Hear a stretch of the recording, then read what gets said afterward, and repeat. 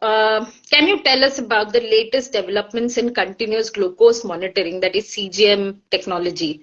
Also, what sort of benefits do these advancements offer over the traditional glucose monitoring methods? So basically, a continuous glucose monitoring tells you a real-time data also, like completely. See, when you traditionally check your blood glucose from like a self-monitoring machine, which you have at home called a glucometer, or the generalized blood test when the guy comes from home from the lab and takes your blood samples. So the advantage that you get with a continuous glucose monitoring device is that 24 hours your entire glucose is mapped. And now, Okay. to earlier you needed a sensor for it, so the sensor was very expensive. Now they have integrated it with the NFC device into your phones only. So you just have to Okay. do the swipe that, and you can get your blood sugar reading at any point of time. However, it's not very convenient to wear it all the time. So of course, if there are certain situations where we would prefer a CGM device, but not for every Hmm. case. So it is very case-based, situation-based. So it keeps varying from person to person. Okay. So implantable CGM device, I came across implantable CGM devices, and that Yeah. has been a topic of research. What are the potential benefits and challenges you think are associated with these for So continuous glucose poten monitoring? so the biggest and the most potential benefit that you're going to get is firstly you don't have to keep checking it every time, you know. The data is directly transmitted to your phone, and you can just track your glucose levels all the time. Uh, The other point would be sustainability of the device, whether Okay. it's going to last for 6 months.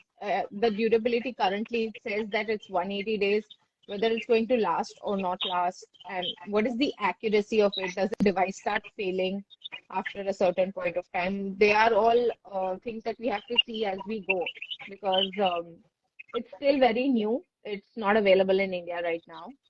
And okay, fingers crossed. Let's see how that goes. Yeah. And of course, So Arctic, huh, please tell me. so also with the implantable device, you have to go to a healthcare provider. You'll have to go to um, a doctor who will create an incision in your hand. So it's like you literally have to cut the skin, open it up, and then you have to implant it, right? That's what an implantable device is. Right. So you have to Hmm. do that. So it becomes a minor procedure. It can be done in the casualty, but it again becomes a procedure which a lot of people might be very hesitant and scared for. So Yeah. that is one thing from the psychological aspect that you have to take care of if you have a resistant patient.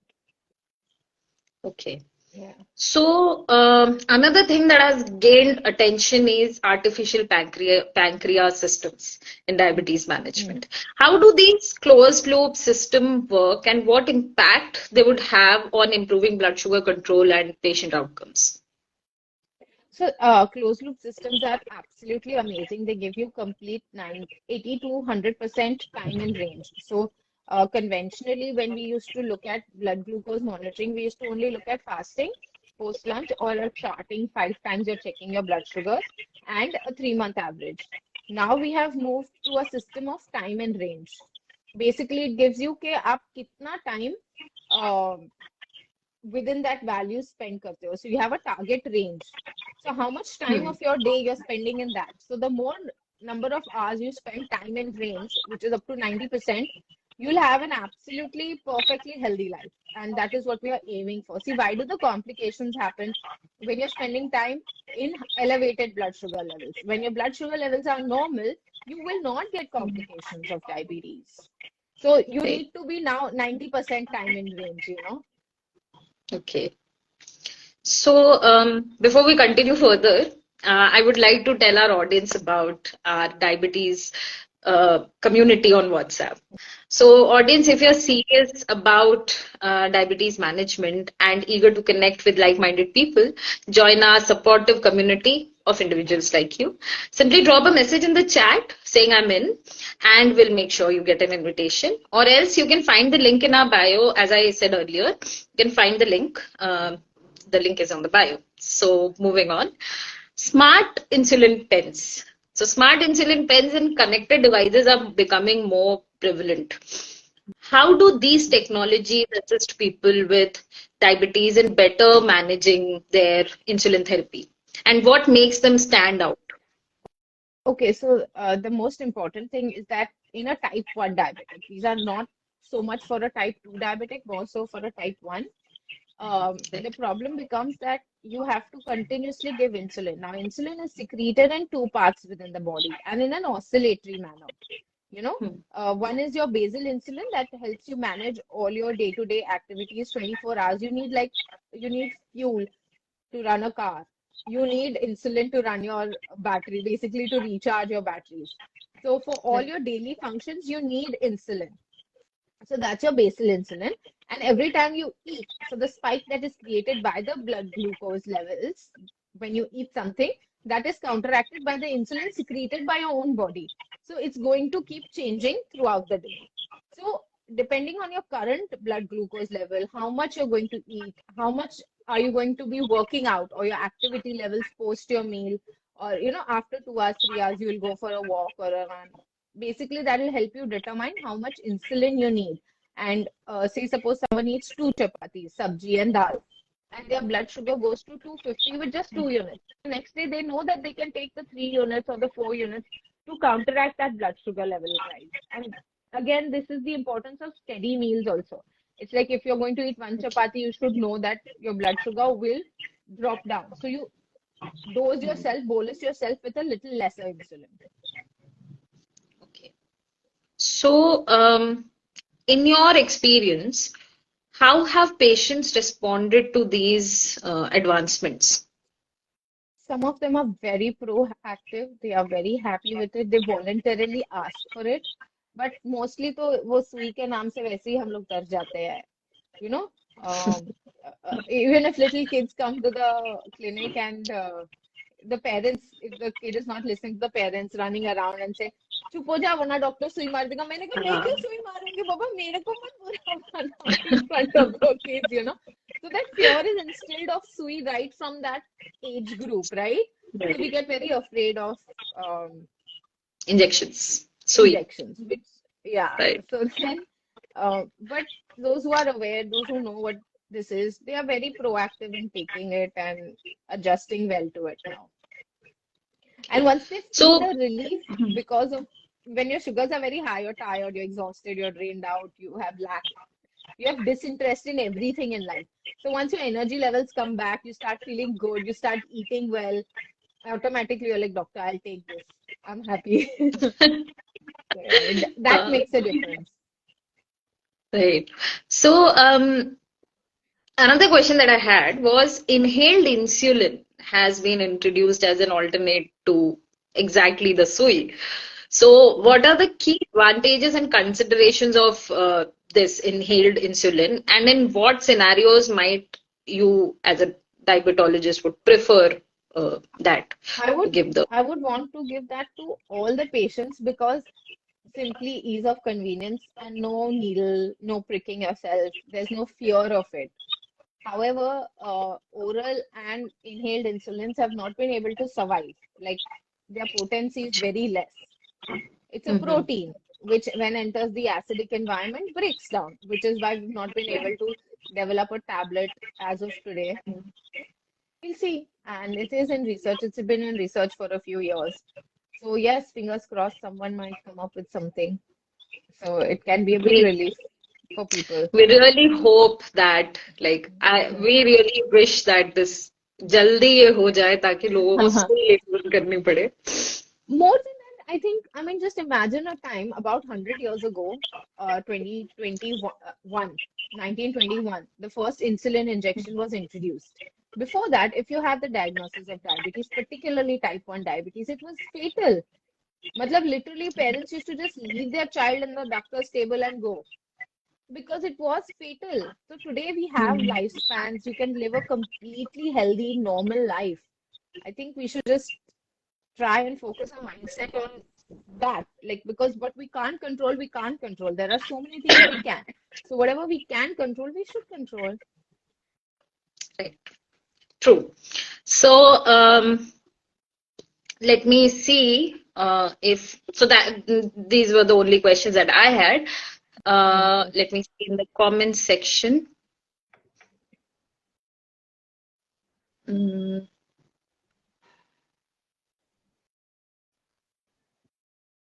thank you so much, Talib Chaudhary. He has wished us with long life and Oh, that's very sweet. Thank you. yeah. Uh,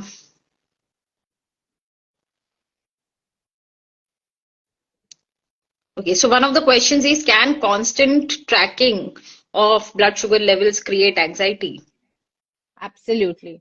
Which is why we don't like CGM for normal patients unless the situation calls for it. It's because Yeah. अच्छा अभी 2 SIP चाय लिया अच्छा मेरा sugar कितना हुआ.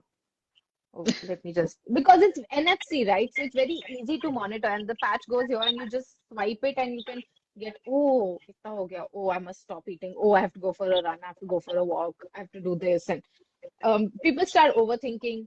अगर आपको दो रोटी आप काम से आए हो आप थके हुए आपने 1 कप चाय और 2 बिस्किट खा लिया ठीक है शुगर बढ़ने वाला है बट वो नॉर्मल हो जाएगा but at the end of the day if you can't even enjoy 1 cup of tea then what is the point enjoy your cup of tea and okay, do your other activities. And now the problem has become people have started using it even in those cases who don't have diabetes for those fitness monitorings and all. I also gave it a try, to be very honest.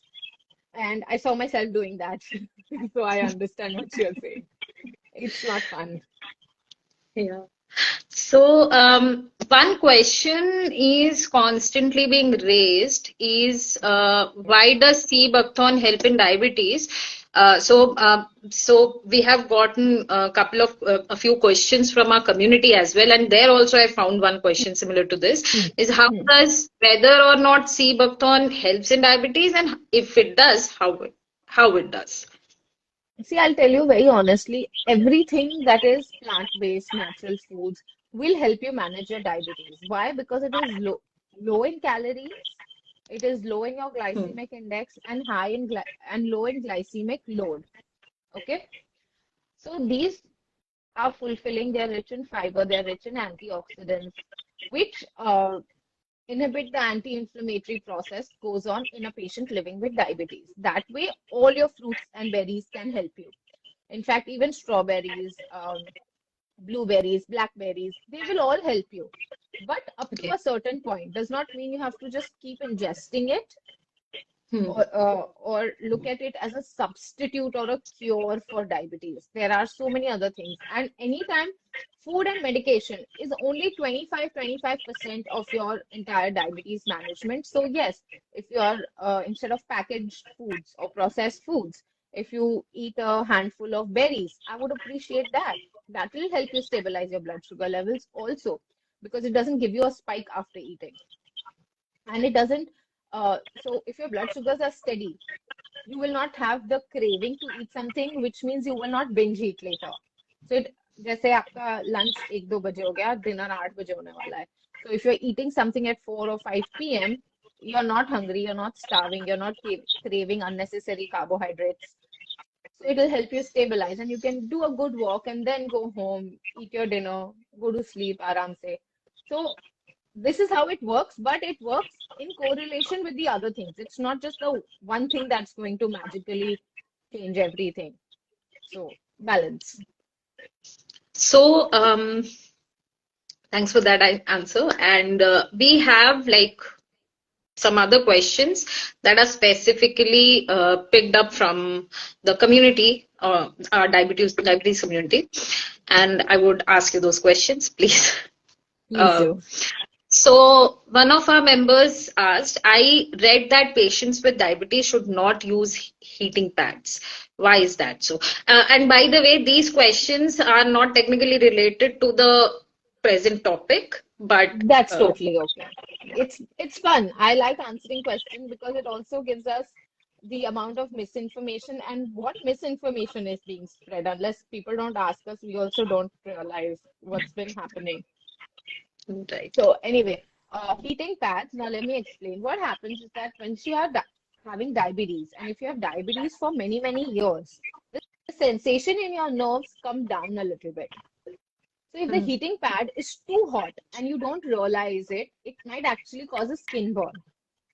So Hmm. this is what you should do instead.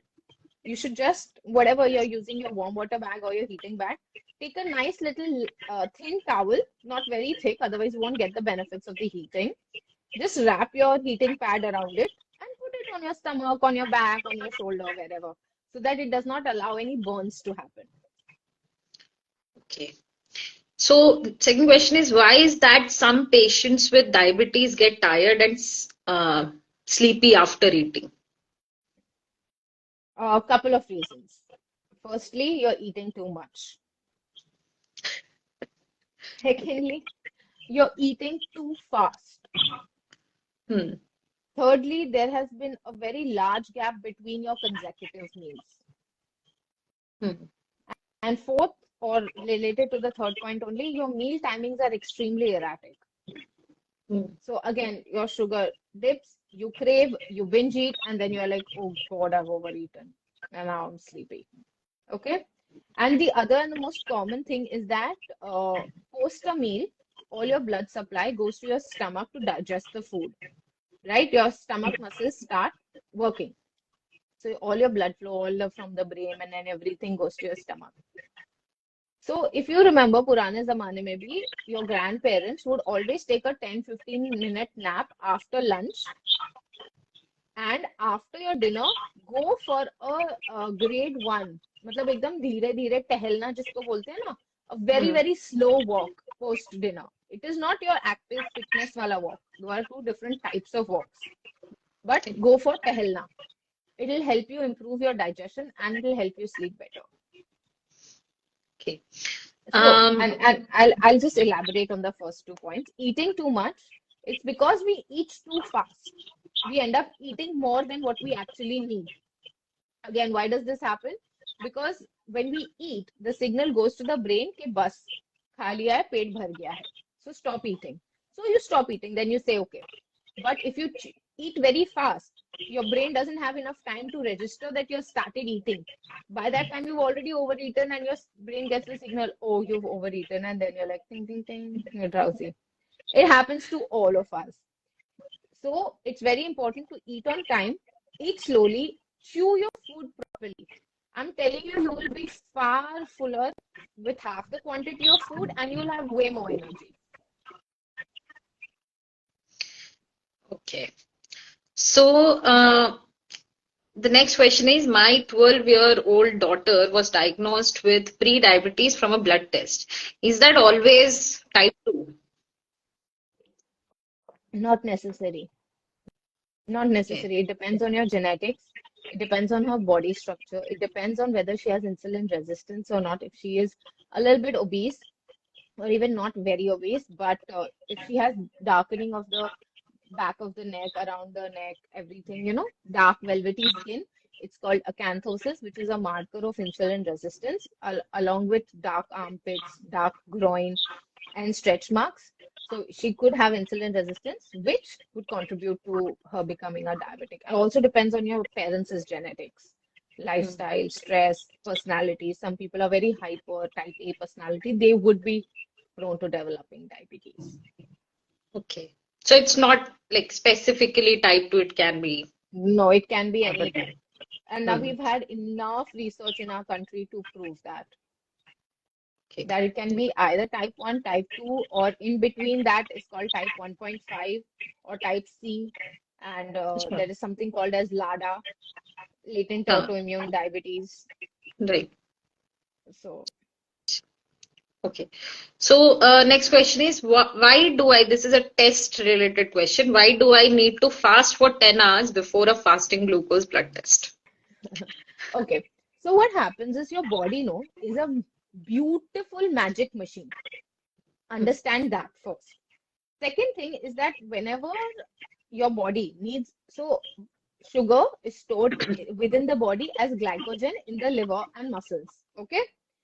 So now what happens is that when you're fasting for 8 hours, your basic insulin production, which is produced, which is your basal insulin, and your sugar output from your liver have to balance each other out. When they Hmm. don't balance each other out, that is when we come to know whether you're a diabetic or not. So Okay. you need minimum 8 hours for the two to come into synchronization with each other, so to speak. Hmm. So it's only after a few hours of fasting does your liver start producing the glucose for the body's day metabolic needs. Even when you're sleeping, your cells are working. They need energy to do their daily processes or whatever they're doing, your rest and your repair. But they need sugar to work. So your body Hmm. produces that naturally. But to counter that, because the sugar should not go high, your body has to produce some amount of insulin. It has to be in balance. Hmm. Yeah. Demand has to match the supply. So Right. that's how you need minimum 8 to 10 hours of fasting.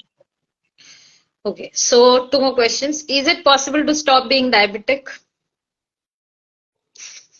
Yeah. होता तो बहुत अच्छा होता. So again, I will emphasize this. Not all cases of type 2 diabetes can go into reversal or remission. With medical supervision, they can for a certain period of time. And we have only very limited research as far as the number of years are concerned. Okay? We do have research on that yes, you can. I mean, if you're 118 kilos, for example, and you come down to 80 kilos, you've lost enough weight, you're maintaining a good lifestyle, your attitude in life has changed. So, yes, you can put yourself into remission, but you Yeah. stop working out, you start going back to that unhealthy lifestyle, you're eating, you're drinking out, and doing all of that. You're not sleeping well, and you put on weight again. So, yes, you can become a diabetic again. Okay. So one more question from this segment, and then we'll pick some because some people have put their questions in the comment section. So, does insulin cause weight loss? No. In fact, your high blood sugar levels causes weight loss, which is unhealthy type of weight loss. We do not want weight loss like that. Hmm. But when you start taking insulin, your sugars come under control, you'll tend to gain weight, but that's not like weight gain per se. It is the weight that you had lost because of high blood sugar levels. So that's why the myth is generally like, does insulin cause weight gain? No, it does not cause weight gain. It's controlling your sugar, so you're gaining the weight you had already lost. It's not weight gain because of the insulin. Right. So, one of our audience members have asked, is eating roti of pure wheat in 3 times a day is harmful for diabetic patient? Not at all. Unless you are gluten intolerant, wheat roti does not cause you any harm. However, it is not what you eat, it is the quantity in which you eat it. See, anything Hmm. is not good or bad. Rice is not good or bad. Roti is not good or bad. It is how much quantity you're. If you're eating one chapati, you're eating a salad, you're having your curd as your probiotic, you're having dal, you're having a source of protein. Why should your sugar spike with one chapati? It will not. Now you're not eating all these things. You're only eating chapati, two chapatis, and a bowl full of bhaji.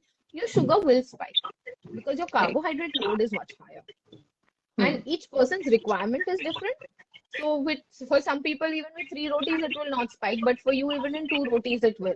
So you have to figure this out. It's very individualized, it's very tailor made. Each person's body is very unique. So Okay. So, there are some more questions, but are not directly related, so are not related to our topic for today. please, let's go So, ahead. okay. Um, so I'm eating onions. My sugar levels are 190, 290, 190/290. What diets would you recommend for him, Dr. Venugopal? everything Sorry. everything in moderation. Basically, a typical Indian thali is the best food that you can consume. It's a Hmm. complete thali with you start with a salad, you chew well, your satiety is higher, that is good amount of fiber, and it will help you stabilize your sugar, and it will take care of your hunger at that point of time, so you do not tend to binge eat. Then comes your Hmm. probiotic, your curd, then is your sabzi and your roti, then is your dal and chawal. So you have your complete protein in dal chawal, and complete meal it is, but less. One katori, not katora, katori. So please have it, and please have a very healthy, well balanced meal. Have everything in small quantities. You can't say that I eat 4 chapatis every day and my sugars are not coming under control. It will be a little harder. You have to find the right substitutes. You have to go in for a protein-rich diet. And I'm not asking you to stop carbohydrates, no, but lesser. That's it. So I think that was all from the audience and the community. Thank you very much for this informative session, Dr. Ishita. Always Uh, fun. And to our viewers, thanks a ton for being a part of this live session today. At Tip Media, we are dedicated to delivering expert health information for your well-informed choices. Avoid unreliable health advice on social media. Follow the Healthy Indian Project on WhatsApp and other social media platforms. Remember, when you know better, you live better. Thank you. Absolutely. Very Stay well. healthy and safe. Good night. Yes. Bye. Good night. Bye-bye.